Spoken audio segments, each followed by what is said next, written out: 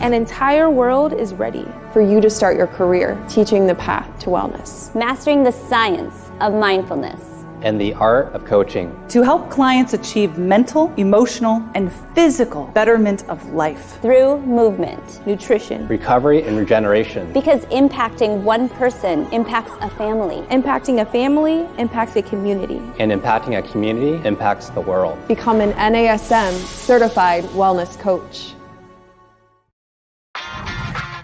You're listening to the NASM CPT podcast with Rick Ritchie, winner of the Share Care Emmy Award for Social Storytelling and the official podcast of the National Academy of Sports Medicine.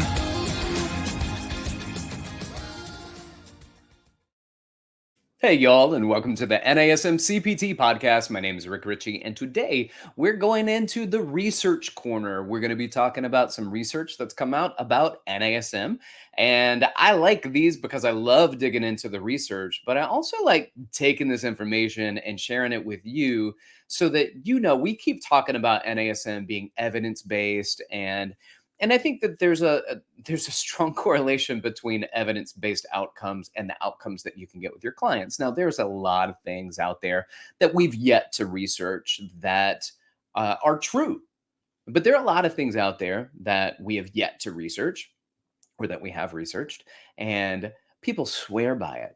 People swear by it and they look at it and they go, oh, I did this thing and it was so good and it changed my life. And now I'm lighter, or I'm stronger, or I move better, and all of these things. And then when you look at the data, it doesn't show that. That's not what the outcomes are empirically when you study it. So we refer to those things where people say, I got good results this way, as anecdotal. And that just means they're not research. They just applied some stuff. And the thing is that somebody could have felt better because the body heals itself on its own. And there just happened to be an intervention at that time and they feel better, right? Like sometimes, like all of us have had a strain in our neck. And at one point you wake up one day and there's no longer a strain in your neck. So you might think that maybe there's a certain massage therapist that you went to, or chiro, or somebody that you gone to the day before, and they did something, and then you wake up the next day and you magically feel better, and it must be them. And let's be honest, as a massage therapist and a fan of chiros and physical therapy and all sorts of interventions, I'm a big fan of it. But the research allows us to identify whether something is a one-off experience, removes the anecdotal from the equation, and allows us to look at, well, what does that look like when we do statistical analysis?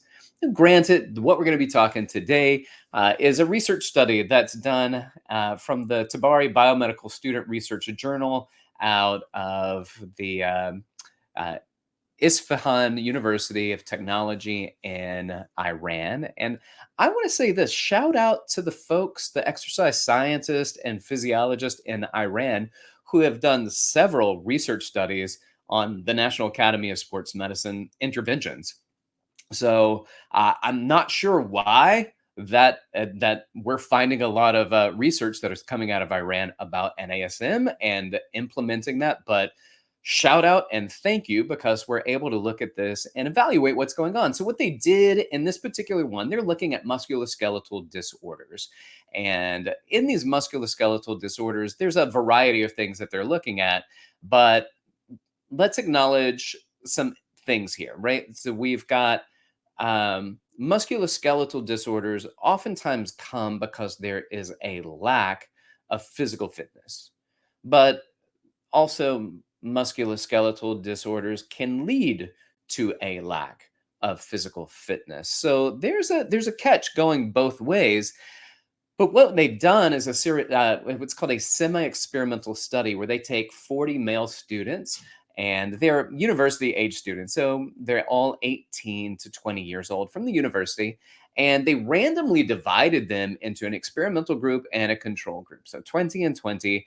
And what they did is that the experimental group participated in NASM training sessions for 8 weeks, 3 sessions per week for 1 hour. And so for about a 2-month period, 3 times a week for an hour, there's these NASM protocols. But then they did these pre and post. So the pre-post are the interventions, right? So let's test before, let's test after. So these pre-post interventions. And so first of all, they wanted to check the levels of musculoskeletal disorder. And that was done through something called a New York test, and that achieves a score. And then there are some physical fitness things that they did where they measured strength, they measured flexibility, they measured cardio capacity. That they did the Queen step test for that one. There was an agility measurement. And they took all of this and entered it into programming after they got their numbers. And then they did a measure of analysis of variance, or an ANOVA, and that allowed them to get a statistical answer. So statistical outcomes. Well, here's the thing. We've got numerous studies that have examined the role of physical activity and physical fitness as interventions on the improvement of musculoskeletal disorders. And one of the main causes they state in this paper of musculoskeletal disorders is actually attributed to low physical fitness parameters. So, not having much strength, not having much endurance or cardiovascular capacity or balance or flexibility, as stated in the paper. So, what they want to do is they want to improve the physical fitness parameters and see if that then improves the musculoskeletal dysfunctions or the disorders. And so they put in a variety of training protocols, but then they said, okay, well, let's do a study now, an update on these studies, and find out what the NASM protocol using the corrective exercise model and implement that. So it wasn't just the NASM OPT model. There's a corrective exercise model that was implemented. So they implemented the inhibition, the lengthening, the activation, and the integration techniques into the workout. And when they did that, they would go through these different types of tests. So they're randomly divided into control and experimental group. They did the New York test, a foot and trunk muscle strength test, the Queen's step test, a 4x9 shuttle run, and a sit and reach flexibility test. And then the instructions for combined exercising with the NASM approach. They did this for the 8-week study. Training protocol included those 4 steps of the corrective exercise model. And then what did they use? Well, they used the foam roller for the inhibition. And so and on this one, they didn't stop. They moved around a lot on each particular area. And then they did a stretching technique, a static stretching technique where they held for 30 seconds. And then the activation technique was used to retrain and increase the activity of the low activity tissues. And the repetition range was somewhere between 10 and 15 repetitions. And then comes the integration technique that helped to retrain and coordinate movement between muscles. So intermuscular coordination and intramuscular coordination. And then they mapped it all out. And they used this repeated measures of ANOVA, and this is the discussion that comes from it. So what they found in the paper, they said this. So this is a quote. The aim of this study was to compare the effectiveness of combined training exercise with the NASM approach on musculoskeletal dysfunction and physical fitness parameters of the male students. So there were 40 male students who were involved in the study. The findings of the study showed significant improvements in the status of musculoskeletal disorders and some of the physical fitness parameters, such as muscle strength, flexibility, maximum oxygen consumption, agility of the combined exercise group after 8 weeks of training. Some of the physical fitness parameters may be affected by the musculoskeletal disorder. So what they're saying here is that kind of going into both ways, right? So some physical fitness may have limited their ability to do the exercises, the physical fitness parameters, but then also weakness in the physical fitness parameters kind of led in and helped to facilitate some of the musculoskeletal disorders that needed correction and rehabilitation.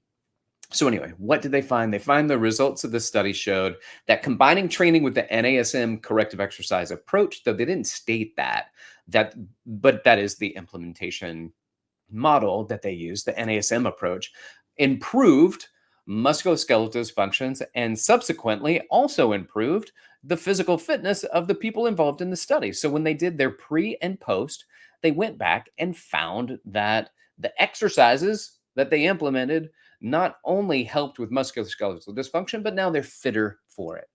It states this in their conclusion. Our findings show that some of the physical fitness parameters, such as flexibility, muscular strength, cardiovascular endurance, and agility, decrease in students with musculoskeletal dysfunctions. Providing corrective exercises, especially combined exercises with the NASM approach, can improve musculoskeletal disorders in addition to improving physical fitness parameters. It is therefore recommended that therapists, reflexologists, practitioners, instructors use these types of exercises to reduce musculoskeletal disorders and improve physical fitness parameters.